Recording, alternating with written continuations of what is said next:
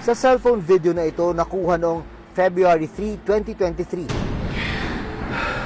Makikitang habol hininga si John Leo, 36 years old, habang nakakonfine sa ospital.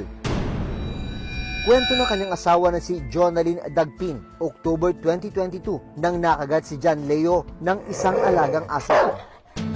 Dahil hindi naman daw nakitaan ng sugat ang kagat ng aso kay John Leo, hindi raw nagpabakuna ng anti-rabies ang kanyang asawa. Yun kasi pagkakaalam namin, pag tuta, walang rabies, tsaka sa amin lang din naman yung tuta. Yung husband ko naman, wala din naman siyang iniinda, wala din naman siyang hindi naman siya nilagnat.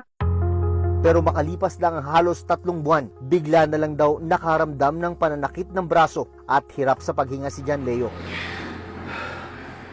Isinugod pa siya sa ospital, pero habang inoobserbahan ng mga doktor, unti-unti raw nakikitaan ng mga sintomas ng rabies gaya ng hirap sa paghinga at takot sa tubig at hangin.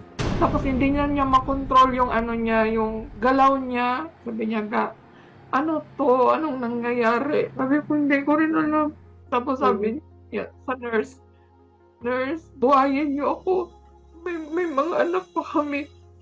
After nun, wala na. Hindi mo na siya kakausap. Dahil sa mga sintomas na ipinakita ng asawa, kinulong na si John Leo sa isolation room ng ospital. Huli na raw nang malaman nila, Jonalyn, na positibo ang kanyang asawa sa rabies.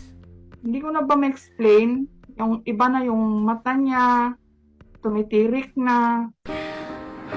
At makalipas lang ang ilang oras, binawian ng buhay si John Leo.